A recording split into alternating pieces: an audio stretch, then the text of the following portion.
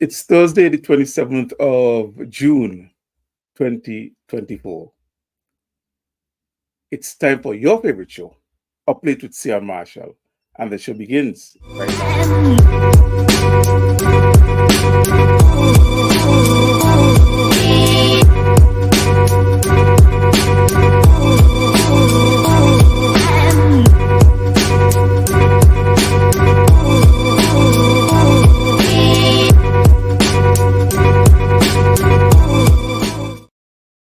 He's back.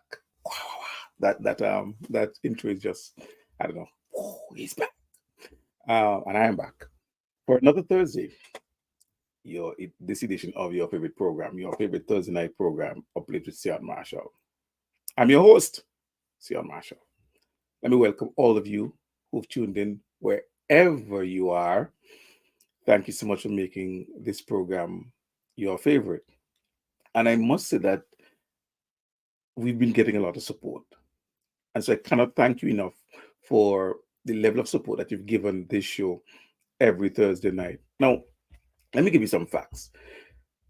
And for me, I guess having grown up in a Christian family where certain principles my mother instilled, one of which is thanking God for small mercies. And so when we started this program back in March this year, March 7th, I believe, was the first show in 6 years. Our YouTube channel had less than 100 followers, 100 subscribers. We had probably like 90 something subscribers. Since then, our YouTube channel has grown to over 400 subscribers. So we've more than quadrupled the number of subscribers we've had in this. Today is our 17th episode. And so in 17 shows, which is just over 4 months, we've quadrupled the number of subscribers we've had on YouTube. And so I want to thank all those who've subscribed and those who continue to share the program.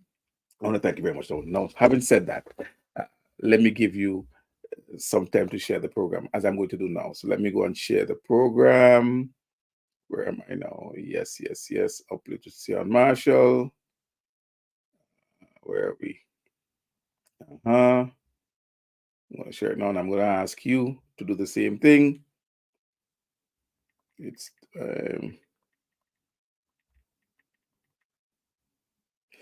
yes, so share it while I'm sharing it. I'm giving you the time because I'm doing it as well. Right.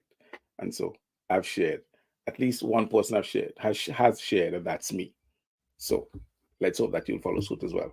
So I'm saying, so those of you who watch the show every Thursday evening and you share the live, I thank you so much for that. Keep doing that. Keep encouraging your friends, your colleagues, whomever, to tune in, to like, to watch, because, I think this show is offering a lot of difference. Well, first of all, I'm not sure you can find many like this SPG FinCentral content around, so that when I launched this show in 2018, it was the only one of its kind. A few individuals did try to start, a few individuals started similar projects, but they all went by the wayside. I stopped, and now I'm restarting, and so it's quite similar to what was occurring then. I'm alone in this space. So I thank you so much for supporting it. Keep supporting it, keep sharing it, keep encouraging people to watch it, and I'm sure there'll be significant growth over the upcoming months.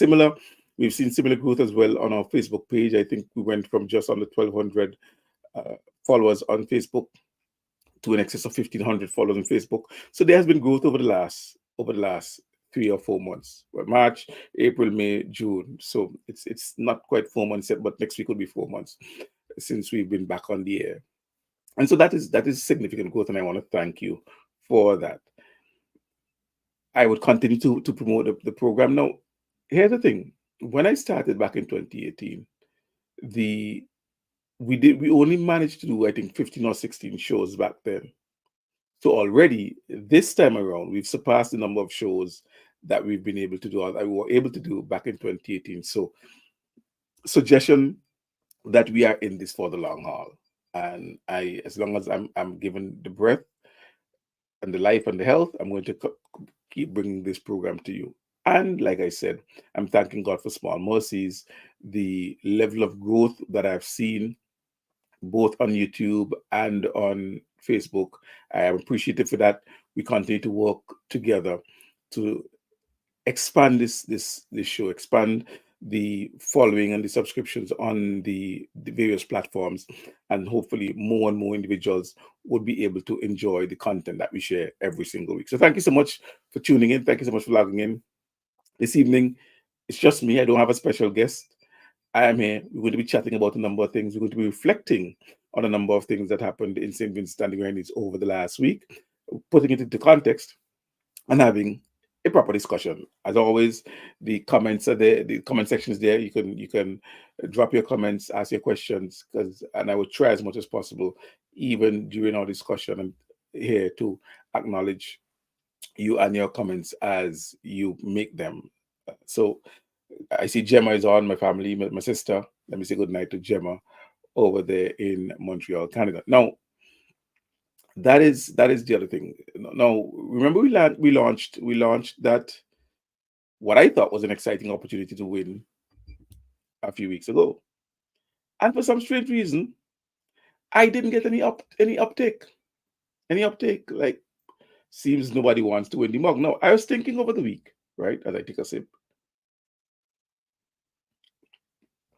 I was thinking over the week that okay, if maybe my core audience, the individuals who generally follow, who are generally mature individuals, they're not interested in a competition. They're not interested in taking out a photograph and posting it online and tagging me and so on. And I understand that.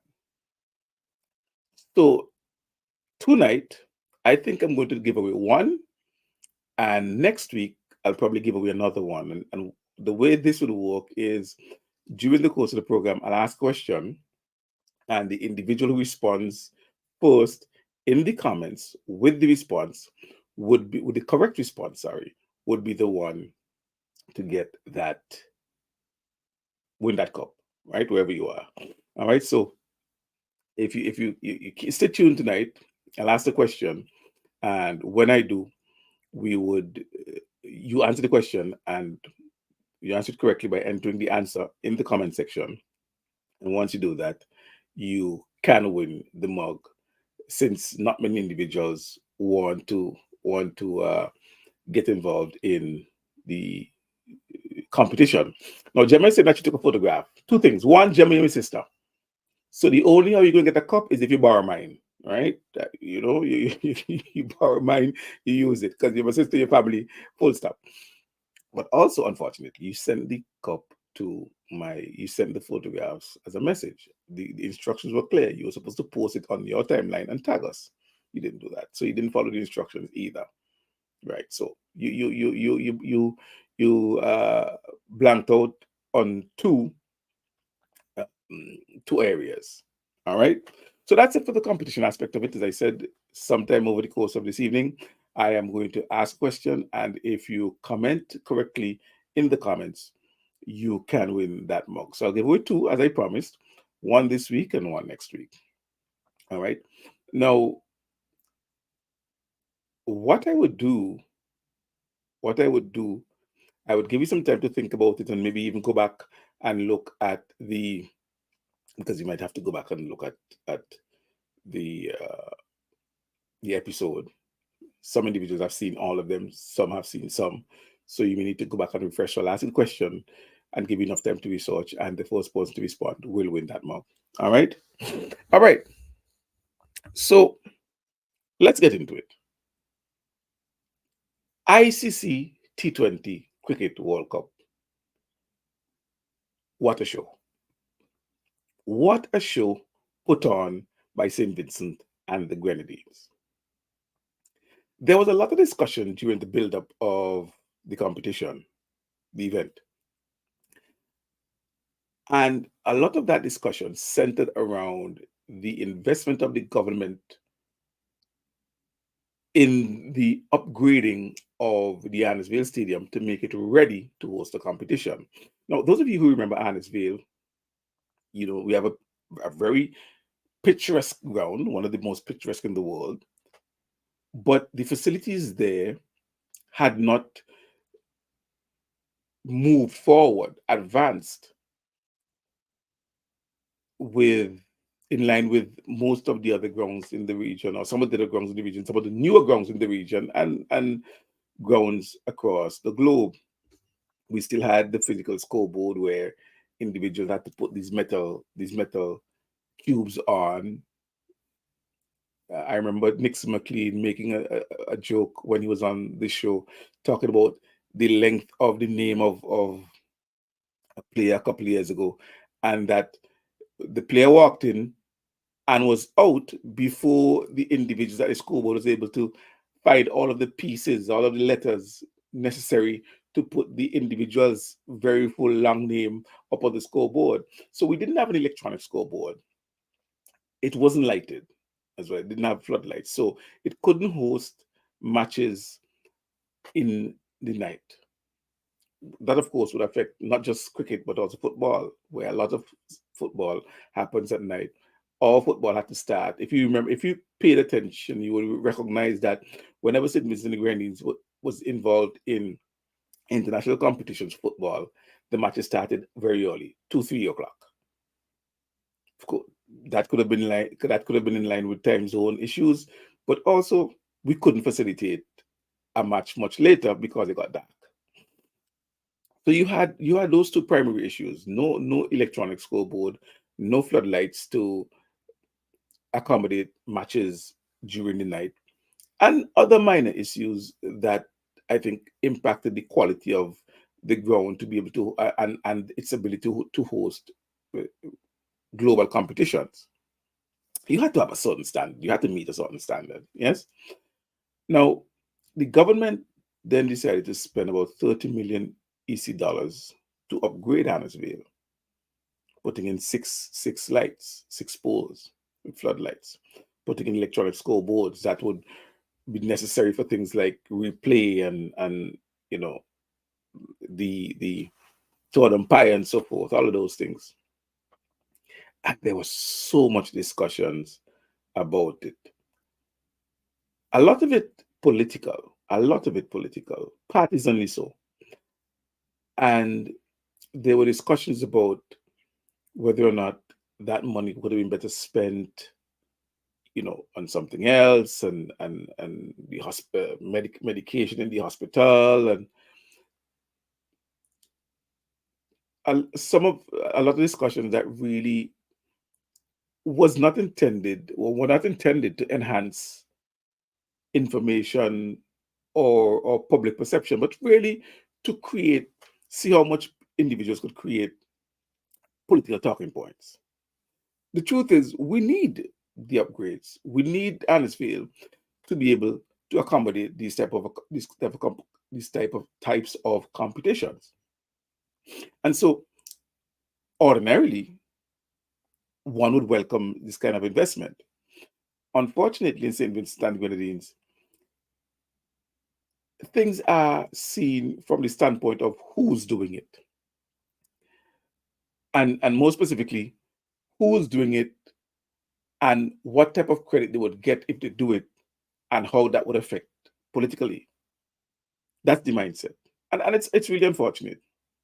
And one of the things I saw coming out of the entire saga was the fact that some individuals, come what may, are unable, completely unable to celebrate St. Vincent and the Grenadines.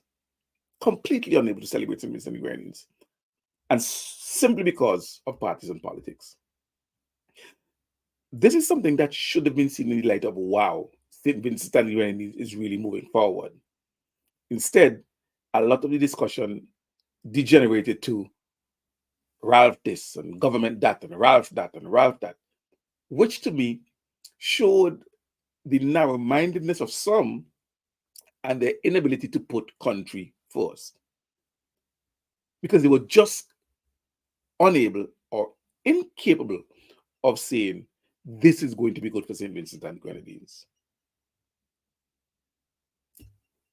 But it was done. I saw one commentator going down to Annisville to look at the road, the work that was being done to put a bypass road to the entrance.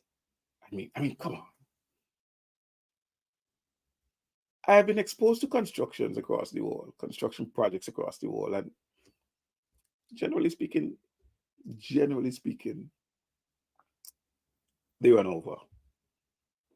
They run over time, they run over budget, because different things happen. Rain may come, shortage in material. I mean, so many things may happen. But I must, on record tonight, congratulate St. Vincent and Grenadines for getting itself ready to host the ICC T20 World Cup. And boy, what a show it was. I was so proud of my country for the fantastic show it put on in hosting the T20 World Cup, those games, 5 games. You know, I have colleagues right now who are Bangladeshis. I don't have any Afghan colleagues presently. But I'm telling you, I have Pakistani colleagues, I have Indian colleagues, I have Bangladeshi colleagues, Malaysian colleagues, and a number of them are into cricket. And as recently as today, they would come to me and go, "What is the full name of your country again?" Because when I started, and I could show you this, when I started, one of the things one of the lecturers did was they asked us to put a name card on our desk so that they could refer to us. Let me see if I can find my name card, because it's interesting. For some reason, I think initially to be silly or funny, I ensured that my name card had a little bit more than everybody else's name card. And I have a colleague from it's not on there. I have a colleague from St. Lucia who's in my group. But I made sure to put on my name card St. Vincent and Grenadines. I put my name Sion and at the bottom St. Vincent and Grenadines. And so now, because they might have heard me say my name, well, they would have heard me say my name and they saw the name of my country at the bottom, but now they're watching cricket. And my Pakistani friends and my Bangladeshi friends or colleagues now are coming back. So that's your country. Oh, and they comment on the ground and the picturesque nature of the ground and so beautiful and so forth. And the show that we put on. Listen, some of the best matches, if not the best, and I'm not talking about in terms of the ranking of the teams that played. I'm talking about the excitement of the matches. The excitement of the matches. Some of the best matches during that competition were played in St. Vincent and the Grenadines. Absolutely. But what I find even more remarkable, and some individuals have commented on it, non-Vincentians as well, is the level of support my people, our people, gave to the ICC tournament, even without West Indies playing in St. Vincent and the Grenadines. The West Indies cricket team did not play a single match in St. Vincent and the Grenadines.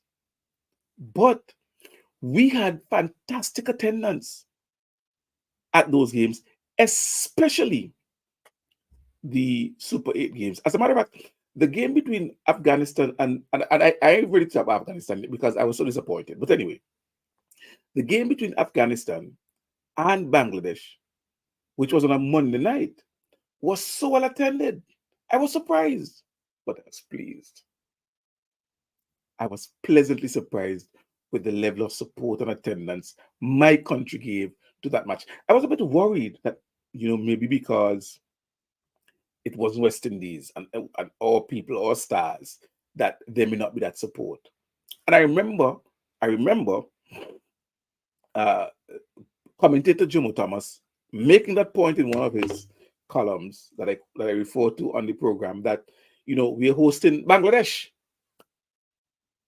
But two things. One, we hosted and we put on a fantastic show. And secondly, Vincentians came out. Vincentians came out and Vincentians supported. If we did a comparison between the crowd in Antigua that looked at the West Indies versus South Africa Super 8 match, and the crowd in St. Vincent and the Grenadines that looked at the Bangladesh-Afghanistan match, they're comparable. Which makes me ask the question, what would have happened if that match, West Indies, South Africa, was played in St. Vincent and the Grenadines? Eh? What would have happened if West Indies was playing South Africa in St. Vincent? We would have a shutdown tongue from 3 o'clock. So that people could go home and get ready. So listen, massive congratulations to St. Vincent and the Grenadines. Another moment of pride where I felt like I'm able to stand up and salute my country for the fantastic showing that it put on. Fantastic showing that it put on. And I have to, whether you like it or not, I have to commend the government of St. Vincent and the Grenadines for the foresight to, one, bid on it, and two, the work it did in the investment it put in to get the grounds ready for that spectacle. Now, I hope that going forward, we can have events at the Annesville Stadium, more international events at the Annesville Stadium that would be able to utilize the stadium fully. Now, already we know that there's going to be cricket in December. And that was something that we had been starved for cricket for a very long time.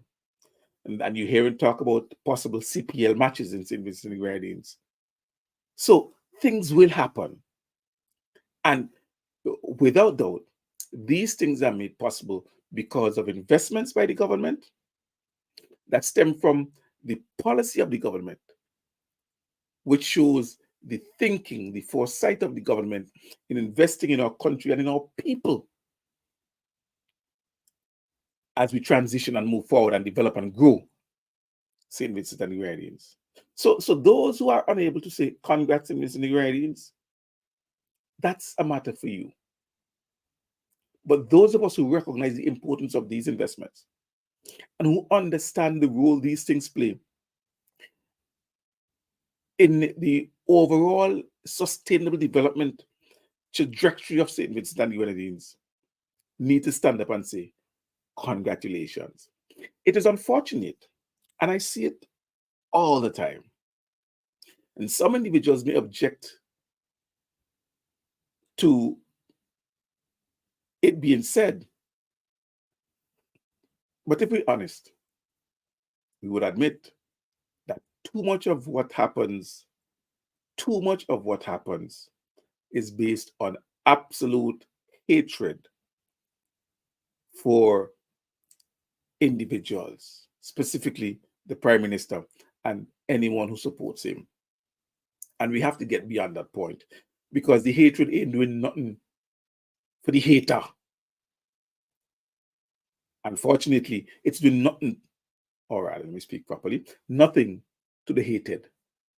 Because Dr. Gonzalez continues to live, continues to govern with his government, and put policies that all can see are advancing our blessed country. So stop wasting time on hating. Listen, it takes nothing off for you to even say, I don't support the party, but that was a good one. But when you look at these, I mean, I saw people who under ordinary circumstances might think, have some modicum of decency, and all they could talk about is, oh, you are like God, this, that. What does any of that have to do with the fact that the government invested in the stadium so that we could host the matches? What problem do you have that St. Vincent and the Grenadines put on a show for the world. Why is that reduced to Dr. Gonzalez? Why? No, the competition has ended, and now we move into Carnival. Can I pause? Can I pause, please? And just a good night. So I don't talk to Gemma, talk about Gemma already. So we are Rochelle, Phyllis, Kata, Anika, and my boy. Uh, let me say, Gemma, Evelyn, and those of you who are on. If you see rainy days, Labode, right? I think there's Alpha. But I couldn't figure them out. Alpha and Kava. No, yeah, this is Alpha. This is Alpha. So there's Alpha. I think Alpha is big shot policeman in Antigua. I think he's either inspector or superintendent or something like that now. So he shouted me up, "Good night, buddy. Good to see you. Good to have you logging on." Gemma, Jill, and those of you who are on, that's Rainy Days Labode right there. Who you see them? That's your boy from Barracks Village right there in Chateaubriand, right? Yes. So the thing about it is this: when you spend your time hating the government because of what it's doing, as opposed to acknowledging what is happening for St. Vincent and the Grenadines, you're really missing an opportunity. So now we move into Carnival. And no doubt there has been significant. Oh, by the way, did anybody see that I think it's a Nepalese jumping into the pool for 6 runs? You saw that? That was funny. That was funny. But I loved it though. I love the excitement. I love the raw passion and so forth that happened. And before I go into Carnival, I had to say, what did Afghanistan do? Like seriously, we were behind you. We were behind you 100%. And you go and get bowled down for 50 something runs. Like what's that? What is that? Were you guys so quote unquote drunk on the victory that you completely missed the mark? Really? And why win the toss and bat first? I mean, I believe most teams, regardless, you win the toss, you chase. Why you bat first? Anyway, so we move it to Carnival. And hopefully the marketing that was done for ICC and the exposure and promotion that we got. I saw lots of mass costumes being displayed and so forth during the ICC tournament out at Adamsville. Hopefully, the exposure that we got during that period can translate into some sort of increase in participation for Carnival. And when I say participation, I am specifically referring to non-traditional participation. So yes, we are used to or citizens from across the diaspora coming home. Yes, we are accustomed to citizens from other countries that have their own carnivals coming over. Trinidadians come over, Grenadians come over, and so forth. But what I would love to see is now participation from non-traditional countries. So Bangladesh, Nepal, or even states within the US where individuals weren't exposed to St. Vincent and the Grenadines before, but now have been because of the ICC tournament. I would love to see that participation. There was some really good work done during the promotional stage. There was some fantastic work done during the matches, the exposure of the arts, so that now let's see how much benefit we can reap going forward. And I'm positive about it. I'm not expecting that there would be some radical change that because St. Vincent and Grenadines was at ICC and there was that level of marketing that you're going to have 20,000 visitors coming from non-traditional areas for Carnival. No, that's not what I'm talking about. But once once there's a start, once you can see that things are happening, then that's a positive that we can build on. That's a positive that we can look to develop, and now we can see where we can put resources as a country, the tourism authority, in uh, building on what has happened so far, thanks to the ICC World Cup. So it came at a good time. Some fusion could definitely have been made, and so we look to see how we build on that going forward. All right. No. If I hear you with the pitch, but I'm saying it's a new pitch that they put on. I was told, and you don't know how the pitch can play. So why bat first? Put somebody in the bat, see how it works. You know, because generally speaking, in T20, you really want bat last. You are chase. All right. And I talk about Raston Chase, who, by the way, I think should have been the man of that match. Because, yes, Shamsi got his 3 wickets, but so did Raston, and he made a half century. Yeah, we lost, but the player of the match is the player of the match in terms of the best performance in the match, and not necessarily the best performer on the winning team. But hey, don't shoot me. All right. So that's that for cricket. The finals happens this Saturday between India and South Africa. I am rooting for South Africa. I was so pleased with the result of today's match, that England was thrown out of the competition. I believe now you have 2 undefeated teams in the final, India and South Africa. It should be a good final. Could it be, Ev, that the South Africans have stopped choking, the perennial chokers? I mean, they've gotten to knockout stage of competition before, semi-finals and so forth, and as the saying goes, the choke. Well, let's see. Interestingly, though, before again I move on, and I keep going back and forth, you notice how while West Indies didn't make it out of the Super 8, and that is something that of concern, other big teams didn't make it out of the Super 8. Australia didn't make it. Well, New Zealand didn't even make it into the Super 8. Sri Lanka didn't make it into the Super 8.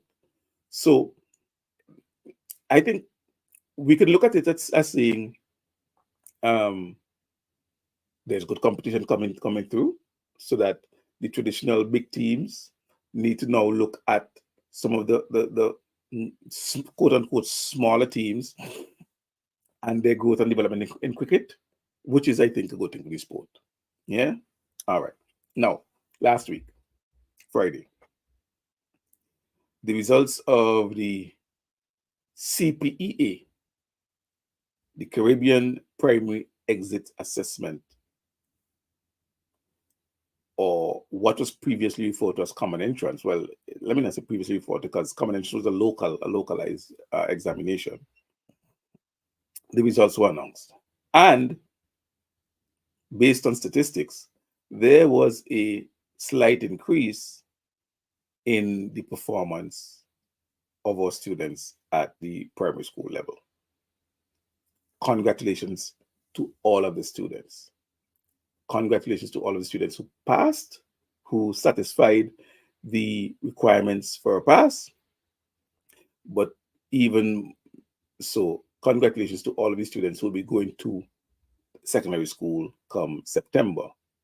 Keep in mind, and we have to always remind individuals, that the policy of universal access to secondary education is one that was introduced by the ULP in 2005, that was voted against by the opposition NDP in 2005. And when they were in government, they did not plan to institute until 2030.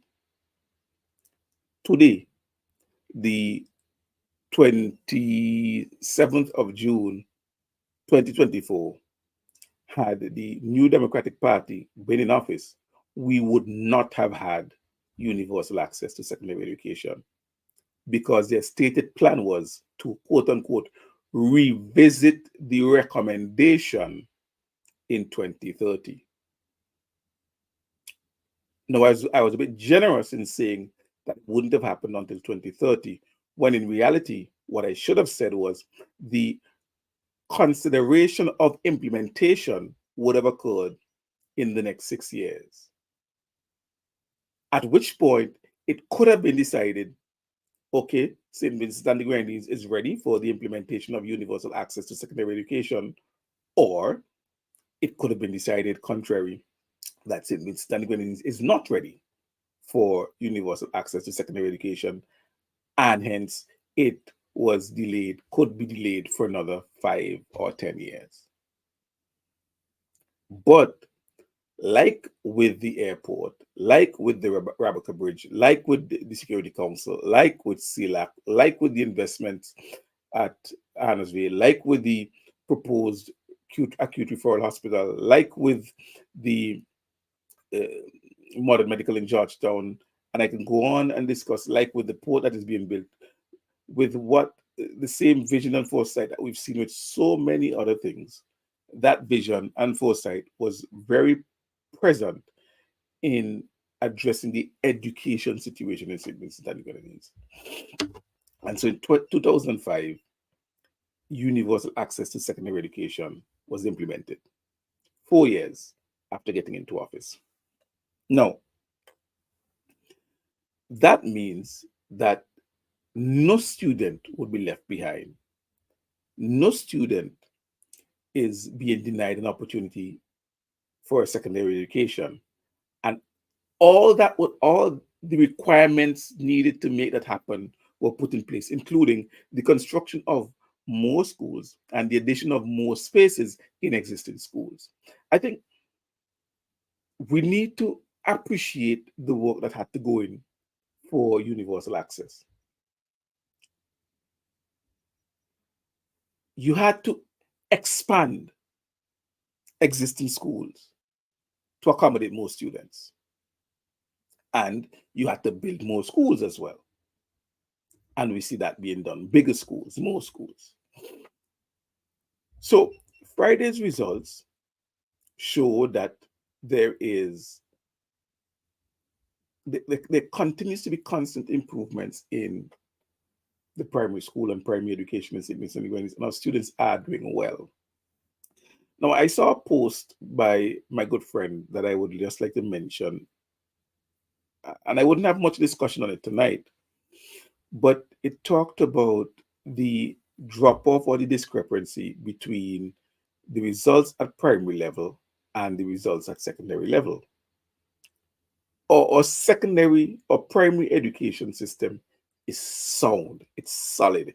When you're turning out on a regional assessment, 80, 85, 86%, that's good. That's fantastic. That's absolutely fantastic. That's 85, 86% of our students are able to achieve a pass rate. But then you go to secondary school and you have dropout rates, you have, reduced success rates, and you ask, what's going on? What is the disconnect between what is happening in the primary schools and what is happening in the secondary schools? What is the disconnect? Now, I have a theory. I have a theory that I believe might be a starting point. You know, by now, most individuals who watch this show who are familiar with me should know that I used to be a teacher. Or put specifically, I am a trained teacher. I spent 2 years at what was then the St. Vincent and the Grenadines Teacher Training College. Embarked on studies training in content delivery and methodology.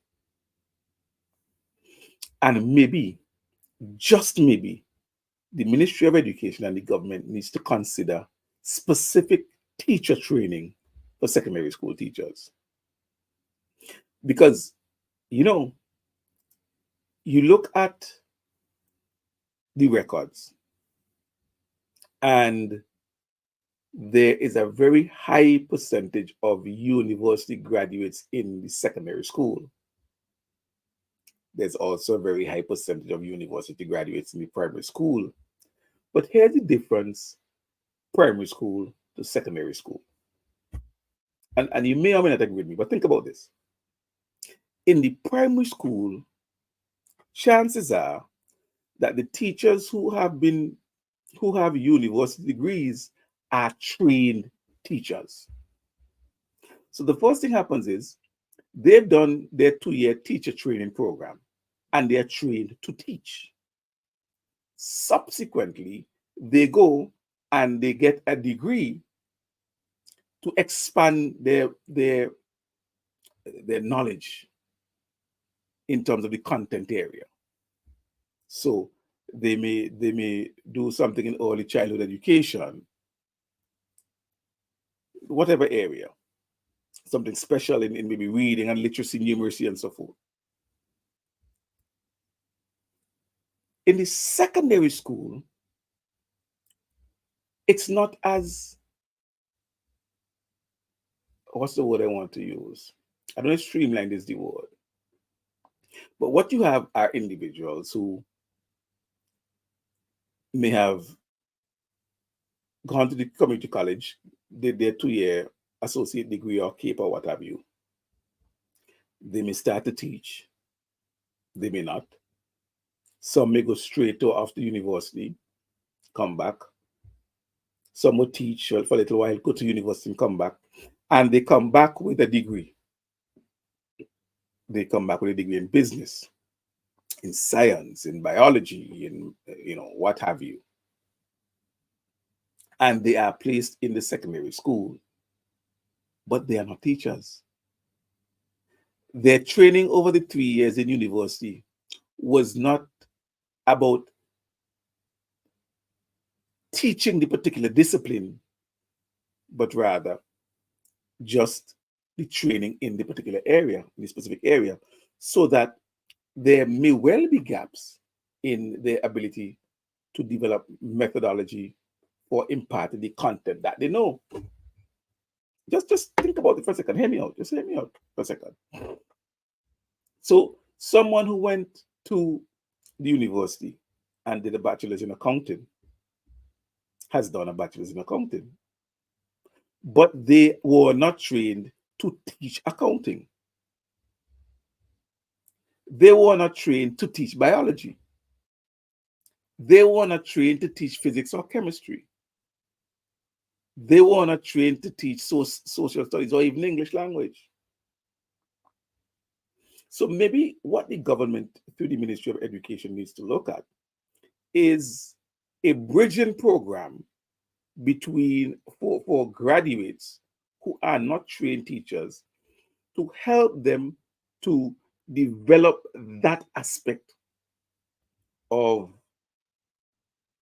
of the requirements needed to function effectively in the classrooms. That's just a thought. Just a thought. So someone comes back and they're hired as a science teacher because you're qualified, you're very good, you're good at science or physics or chemistry, but you're not a teacher. You aren't trained to teach. And so you then are given opportunity. For example, back in the day, when you had pupil teachers who went through the grades, they had to, while teaching every day, there was time carved out for them to go to centers to develop their teaching of the requirement. So this is not an attack on our secondary school teachers who are trained in their specific discipline of accounting or business management or English or physics or chemistry or what have you. Absolutely not. I recognize, appreciate, and give full credit to your specific training that you have. And I know that you know what you know. What I am suggesting, or the discussion I'm having, is that maybe now what is needed is something to augment your ability to know function in the classroom, and that is that teacher training component. That teacher training component.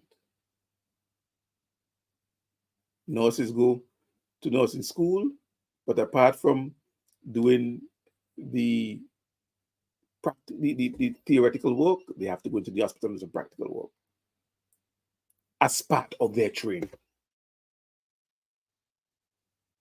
So that's just an example. You know what I mean? So I think maybe that is something that the government should consider.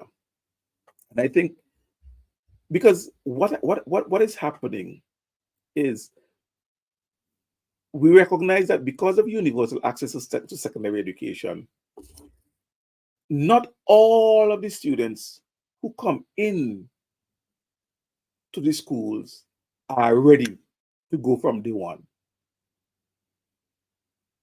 And it is unfair for some of the teachers who, even though they have university degrees, they are not equipped with the tools to address some of the challenges that some of the students come with, because the methodology aspect of teaching, they're lacking because they weren't trained to teach. They weren't trained in methods to address divergent learners. And I'm not talking about specialized teachers who are trained to teach, different impairments, students with different impairments or special requirements. I'm talking about creating methodology around the content that you're about to deliver. Something that we had to do at Teachers College.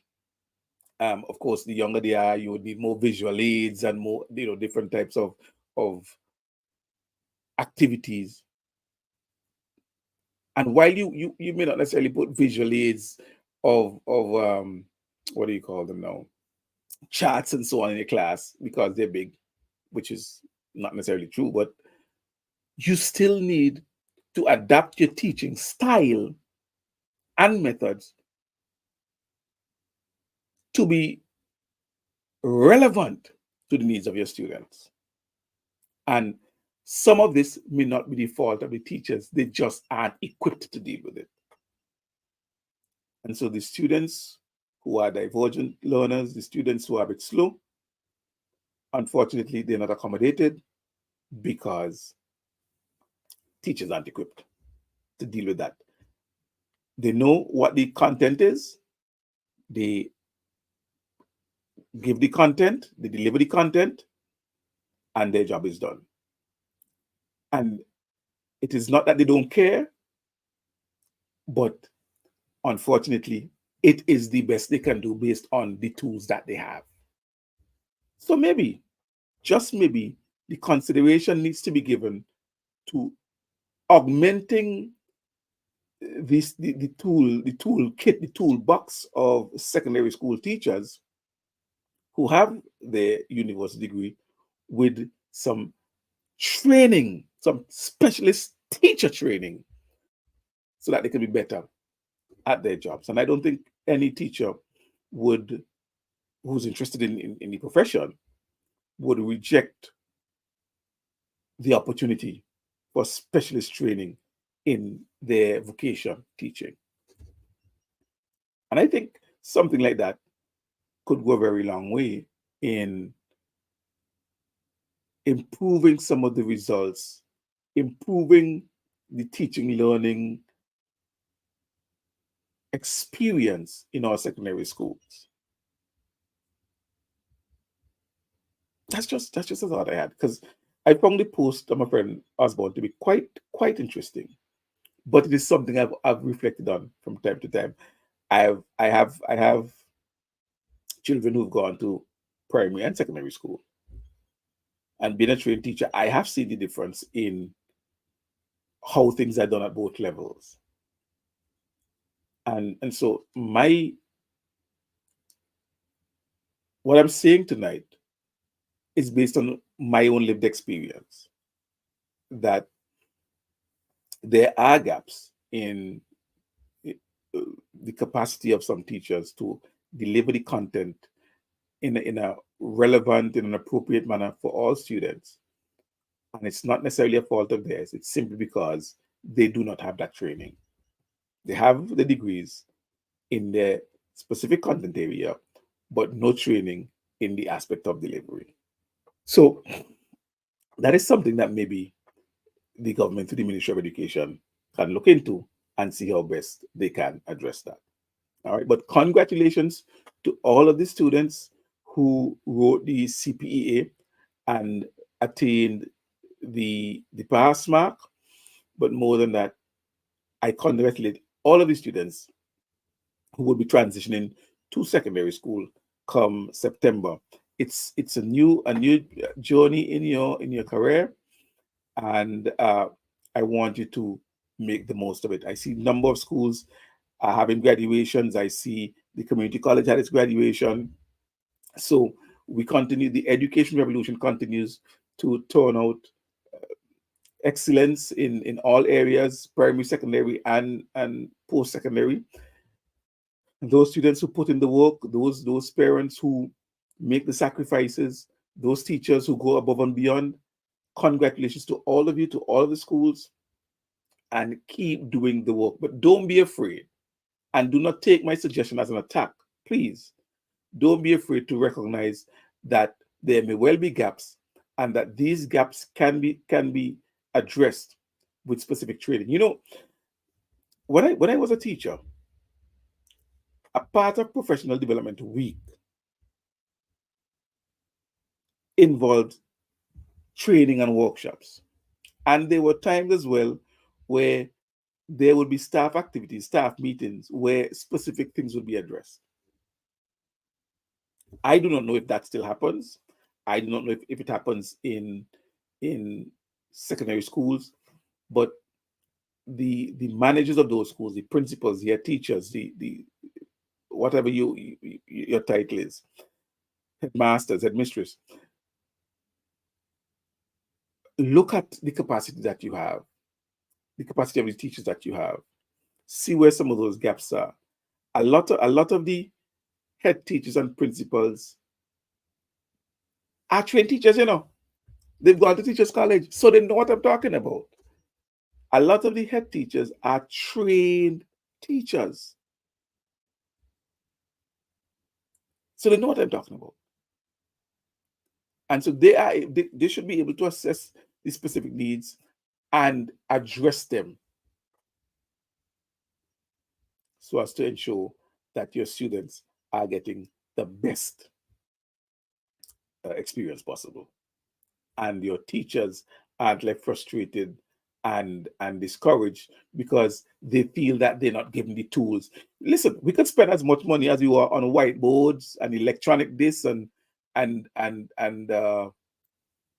projectors in screen in the roof and all sorts of fancy stuff, state of the art computer labs and so on.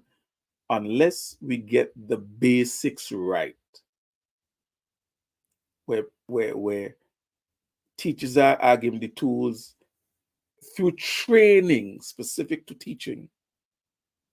That's one of the basics. We may find that a lot of the money spent, we're not getting the full return on the investment because some of the gaps that need to be filled are filled. All right. So those were the two things I wanted to address tonight. I wanted to address the issue of the cricket and the fantastic display that Mr. Nguyen is put on for the ICC tournament. I mean, as I said, we were on show for the hemisphere with Silak. Cricket is, I think, the second most popular sport in the world. So we were on show for the hemisphere, all of Latin America and the Caribbean for Silak. Now we were on show for the entire world for cricket. It don't get better than that. And I think we used the opportunity well to market our island, to market our festival, and now we wait to see. Of course, we build on that, but we wait to see exactly what where things are and we build on those gains going forward. And similarly, we've had some fantastic results for the CPEA. I look forward to having positive results for GCS, for CXCs, and that's what it's called now. Anyway, O levels and advanced, and the celebrating the hard work of our children and our teachers and their parents for with the results that we're expecting to get at the end of the summer, the August months when results are released. All right, now, so let's go to the competition. Second award, the winner. Here's the question. On National Heroes Day this year, I had two guests on my program. The first person to respond who those guests were would win that mug. On National Heroes Day, there were two guests on my program, on this program, on your program. State who those guests were, and the mug will be yours. So I'm going to wait. We have a couple of minutes before the program ends. You have about 4 minutes before the program ends. Give you time to go and double check. Go check fast for see who. Put in your answer, and the mug will be yours. A mug like this. And because you're winning the mug, the shipping is free. So you don't have to pay for shipping. You don't have to pay for nothing. Just once you win, you don't have to send the details to us. We will get the mug to you. But all you have to do is quickly tell me who were the two guests on the program for National Heroes Day. Now, if you're watching this on my personal page, because I shared it there, you cannot comment there. I wouldn't get the comment. You have to comment either on the YouTube channel or the Facebook page.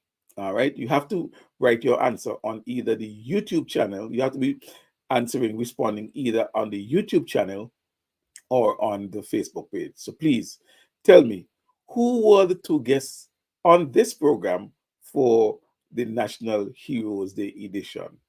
Give me your answers, and this mug, well, not this one, this is mine, but a mug like this can well be yours. Come on, you have some time.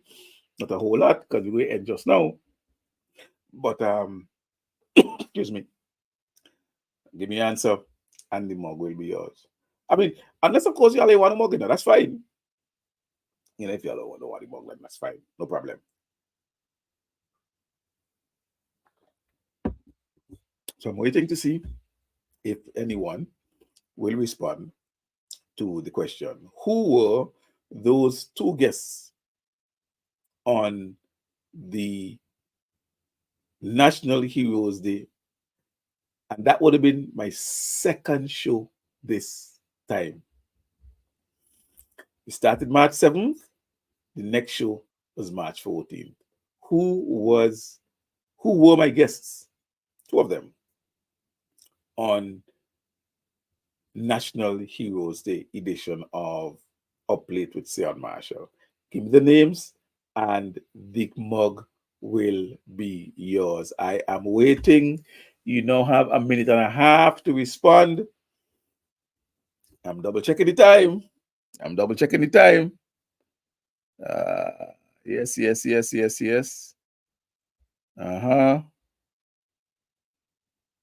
Right.